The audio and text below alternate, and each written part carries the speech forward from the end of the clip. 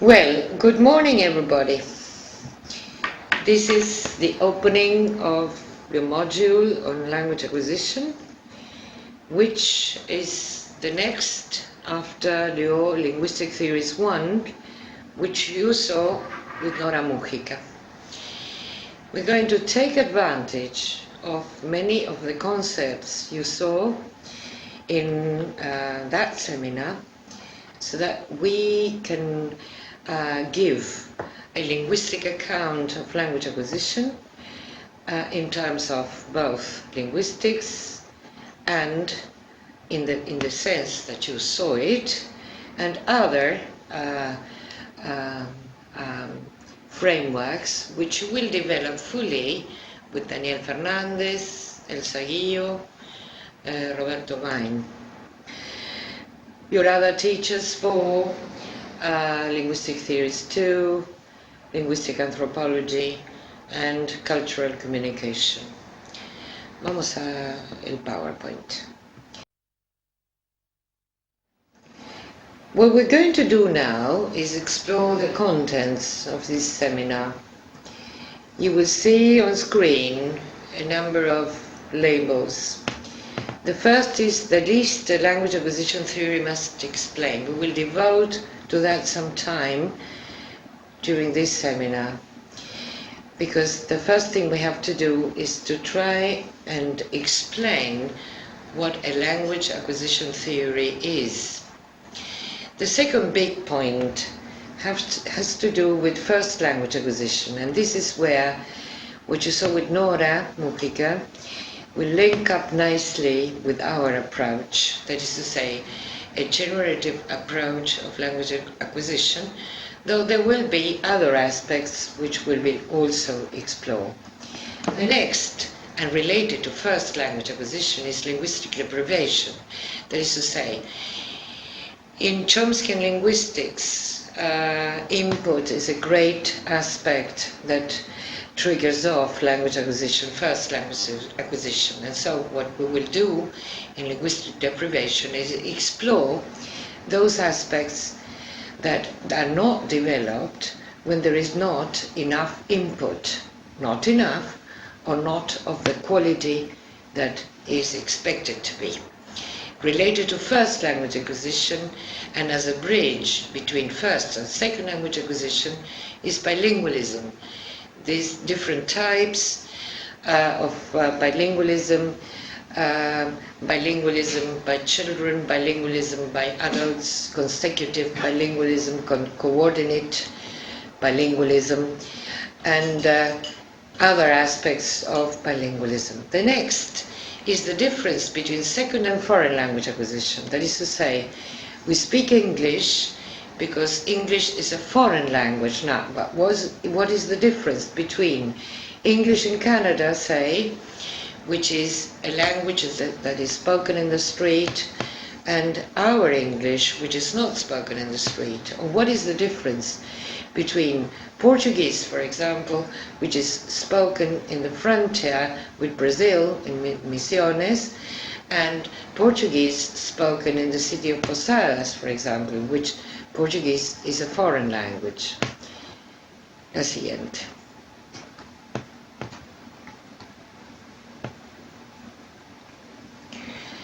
In order to define the field, after reading Noonan's article, which we are going to discuss, we're going to delay our attention on 10 current issues to define the field, which go from the role of attention, the role of metacognitive awareness, interlanguage, the accessibility to UG, which you discussed with Nora, and other aspects. Then the next point, and notice that it's only our point 7. We're going to devote ourselves to errors and second language learning, so that you have an idea there are so many other things to consider apart from errors. Because in general, when people think of language acquisition, people devote all their energy to the study of errors. But there are many more aspects other than errors. Then, related to what we what you discussed with Nora Mujica and aspects that we ourselves will discuss is the notion of universal grammar in second language acquisition. That is to say, is UG available to people learning a secondary foreign language? To what extent? And so we will explore different approaches to the accessibility to UG. Then, as I pointed out before, input is an interesting aspect. Why interesting? Interesting because it triggers off the relationship between the context in which we communicate and how we learn. In the case of first language acquisition, input works the miracle. Now, what happens in second and foreign language acquisition? Is input enough? Is input only part of what is necessary? Now, depending on age, which we will discuss, there will be cognitive styles, that is to say what we're born with, that is to say ways in which we learn, and then how these cognitive styles interact with ways of instruction, that is to say, people teach us things. How do our cognitive styles react and how do we develop learning styles? And then how do we develop communicative strategies? That is to say, what do we do to communicate with people? Siguiente. Now, in the contents of this, there will be also, and I'll come back to this, because there will be a booklet. Apart from all these contents, there will be references, set bibliography and general bibliography. There will be your seminar syllabus and your personal lexicon on acquisition. Why your personal lexicon on acquisition? Because you saw Linguistic Theories 1 in Spanish, and so you learned some jargon in Spanish, and now you need to learn it in English. That's why there will be agreed some 2 or 3 pages long in which there will be technical concepts that you will have to sort of translate into English. Now, very often when we refer to a learner, we say he's a beginner, he's an intermediate learner, he's a post-intermediate, pre-intermediate. Instead of, all these labels, are not very sound in the sense that we don't know exactly what a beginner is, what a false beginner is, and so I'm going to suggest to you using the Canadian language benchmarks, which I'm going to explain to you, conform a framework of different descriptors of language competence that the Canadians have developed and which are very useful. Now, in the next slide, you will see that there will be a mainstream booklet, your cuadernillo. In your booklet, you will find texts and activities.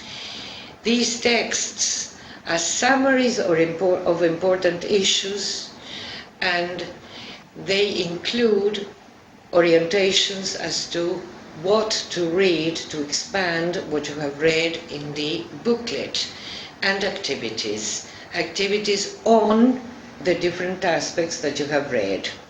Then there is a CD which contains around 1,500 different files, which is your portable library. This was conceived of because books are very expensive, nobody can buy them, and it's very difficult to buy them and to get them.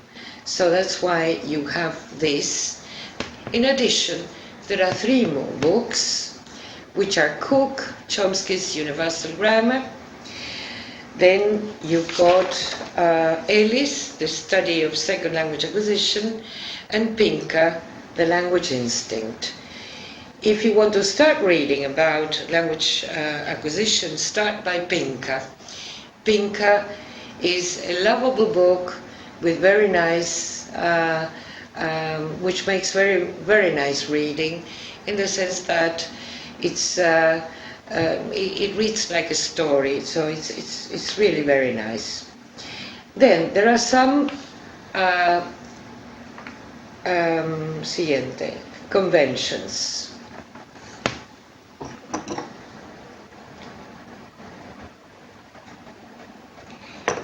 You will find that in your booklet you've got some conventions like read, consult, look up. Read means, the English sense is estudiar. Consult means look up, in the sense that see if you find something about this certain topic. And look up means you will find something in that book, so find it. So read, consult, look up. Then you will find tasks. For example, sort out the following items to show their relationship. So you will have in this booklet 79 different activities. And now I'm going to instruct you as to what activities will be discussed and which will not. So, la siguiente.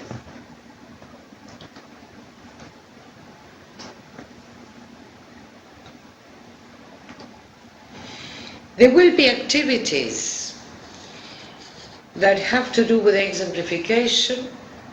They just say give examples. Others will have to draw on previous knowledge, that is to say previous reading retrieval. We have all read about language acquisition sometime or other. Then others will have to do with prediction, that is to say previous schema activation, in one sense similar to the previous ones. Then organization and elaboration of information. Then analysis and main idea extraction. And finally, opinion. So these are the 1, 2, 3, 4, 5, 6 types of activities you will find. Now, how will we work on them? Siguiente.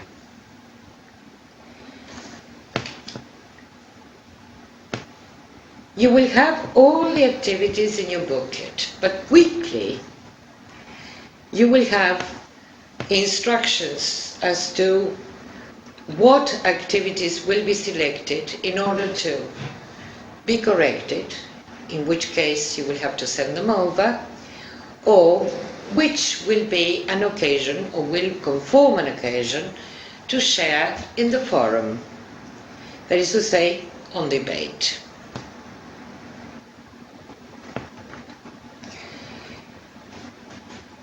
Siguiente. Now, here go some examples. In task 4, for example, we have, what is language acquisition to you? So, the instruction goes, before reading the next session, try to predict some of the structural characteristics of second language acquisition. Then check out your initial findings with what long quiz the author states.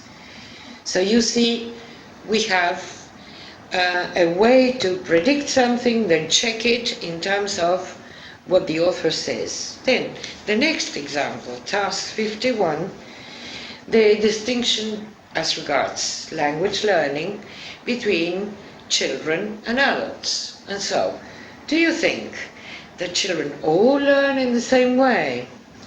How would you define children? What age boundaries? And here, the instruction goes that you have to analyze age as a very important factor. You have to read Lenneberg, you have to read the multiple critical period hypothesis and what it means and how it affects first language acquisition, second language acquisition, foreign language acquisitions. Now, then the next aspect is, what do adults think? Or how do adults react with respect to language learning? Do they all learn in the same way? Are you familiar with the learning of adults? Do you mean to say that education and professional training make a contribution to language learning? Does someone who knows how to read and write have a better performance in language learning? Or can someone learn a second language without knowing much about reading and writing? As you see, I have tried to organize this in a way that makes sense to you. Your booklet contains texts, orientations as to how to read on. This is well signaled in the text, in the text itself. Then there are activities. The activities make you think, reflect, check on your reading. Then some of those activities will be checked on. And so all the time, when you're reading the texts in the booklet, when you're reading the suggested bibliography, when you're doing the activities, all the time, please consult. I'm working with Mariana Sotili. Mariana Sotili lives in Corrientes. She's a graduate from Licenciatura en Inglés, Universidad Nacional del Litoral. She defended her tesina in May last year, and she will be very willing to give you a hand, same as myself. And so you will have her email number, the same as mine in the booklet. And so both of us will be prepared to give you a hand. So remember to consult. Remember to, no question, don't think that questions are silly or that they don't make sense, because every question makes sense. So send over all your queries to us. Now, I would like to dwell on something which is your evaluation, which you will find in the booklet. You will have to do a little research assignment. That is to say, try your hand at research. But remember, this is only an assignment, not a research project, a research paper in its own right. Let me make a distinction between what actual research is and what formal research is.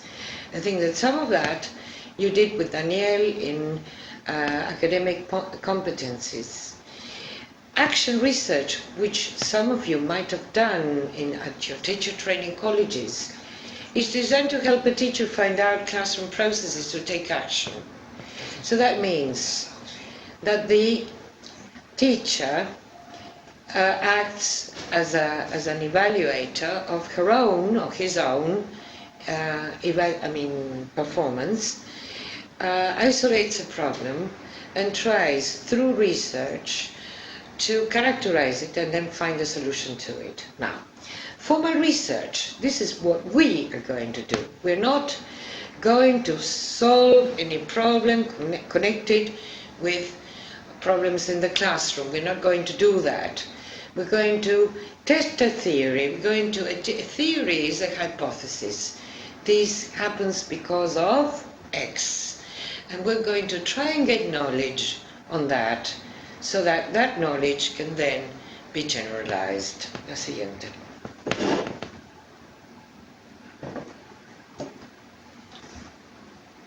Now, what is the structure? Or how are we going to do all this? First, we're going to read some of the literature. That is to say, we're going to read the booklet. We're going to read the prescribed bibliography. But we're going to do that with an eye to choosing something very interested in. That is to say, there will be things that have been worrying us as teachers for a long time. And so we're going to try and read with an eye on that. Then we're going to decide on a question. this question will have to be meaningful to you. That is to say, something not to please the teacher, something that has been worrying you for some time. Then, in order to find out more about it, we're going to consult more bibliography, and then as we find that the bibliography that we have consulted makes sense to us, we're going to plan an overall research strategy. Then, don't forget to follow ethical guidelines. That is to say, don't pester people, don't try to find people who are not willing to deal with your research topic. Just find willing people. Then, collect data. To collect data, you will have to design an evaluation instrument. Go back to your academic competencies booklet to be able to do this. Then, once you've got the data, analyze them. Remember, data is a plural word, is a plural of datum, and organize it. Siguiente. Okay. Then, remember your research paper structure. There will be an introduction in which you set out the topic, you outline the problem, you say what the importance of the problem is, what your theoretical framework is. There you have the whole of your bibliography, but then try to limit, narrow down your topic so that it isn't an immense topic. Siguiente.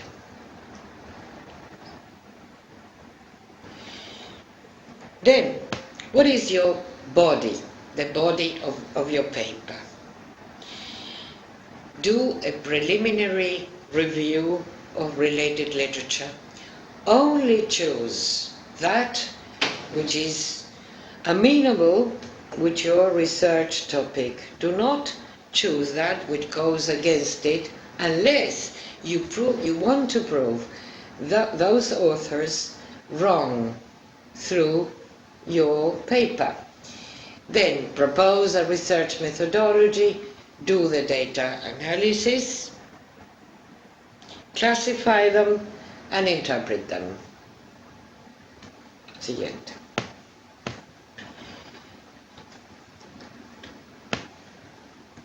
Next comes your conclusion.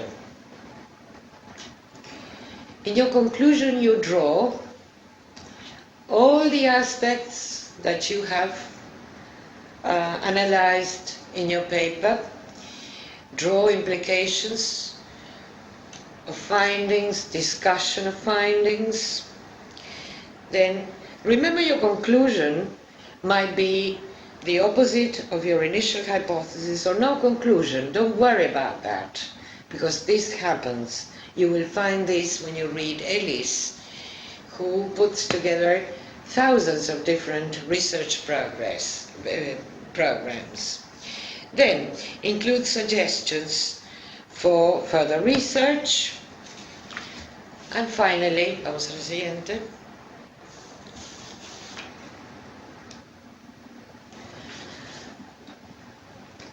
Include references and bibliography. Remember, and this goes back to your academic competences booklet, references are those authors you have referred to, you have resorted to in the body of your text, and so those are the backup of your theoretical background, whereas bibliography are those authors that you have read, but for some reason you are not including them. Remember citation styles, do not write inverted commas to cite books. And then in the appendices you may include all your data count, yes, and anything else that might disrupt the body of your paper, that is to say, anything that you are not going to include as part of your mainstream text. Siguiente.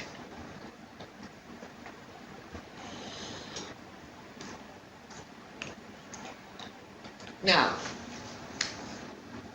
remember research ethics, as I mentioned before. Remember, no one should suffer physically, mentally, emotionally, financially as a result of participation in your research. Research subjects must give their consent to participation, or their parents if they're minors, and school authorities and staff should be informed that there is an ongoing research project if it is to take place within the educational institution. All that is important. If you need us to give you an authorization, we can send one to you.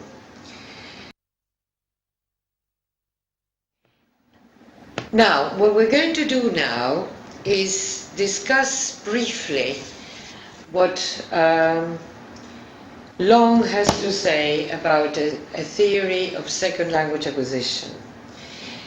Now, he says that second language acquisition is an interdisciplinary field that calls for heterogeneity. That means that second language acquisition draws from different areas like education, psychology, linguistics, anthropology, foreign languages, English as a second language, applied linguistics. And so, the problem is that there's little research funding, there are lack of resources, there's poor specialization and socialization of research findings. There is little recourse to theory, and so what theory you say, what is the theory of second language acquisition? We don't know very well. And so the whole thing is so heterogeneous that we find it very difficult to draw on different fields. So we have two different very important aspects, which are description and explanation. Now, if we only describe, then there's very little chance of explaining. That is to say, I may say my students drop the S for third person singular, so I'm describing them. Now, what is the reason why they drop it? And so, in trying to describe, we begin to characterize explanation. Vamos al PowerPoint. Okay. In Linguistic Theories 1, you saw the difference between descriptive adequacy and explanatory adequacy. Well, this is exactly the same. Siguiente. That is to say, I may describe, and if I describe, I do not explain. But a theorist needs to propose one or more mechanisms to account for change. Then, mechanisms are devices that specify how cognitive functions operate on input to move a grammar at time 1 to its new representation at time 2. What does that mean? If I'm learning Japanese and I am a beginner and I have spent 2 months learning the different declensions in Japanese, then in the next 2 months I'm going to apply those and learn some more material from Japanese. So my first 2 months are time 1, and so I am going on to time 2. So that means that there is improvement and progress from time 1 to time 2. The output of these mechanisms is observable in learn and data. That is to say, I may show that I'm learning, okay? So, and this is called interlanguage. So, how do we construct a theory? Siguiente.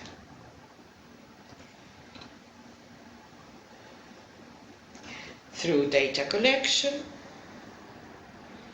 description and categorization, abstraction, yes, but we have to bear in mind that the theories that we may construct need not account for all the facts. One theory in language acquisition may not account for all the facts in every description to be viable.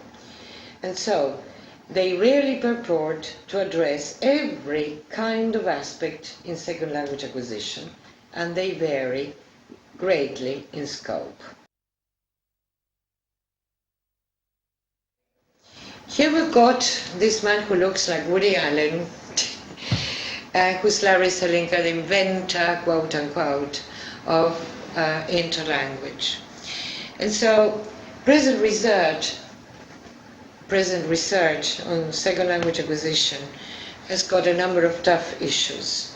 The role of universals, systematic differences, and input characteristics, acquisition rate differences, affective versus linguistic cognitive factors, the role of awareness, the tension between natural and instructed second language acquisition, interlanguage systematicity, that is to say, what is interlanguage?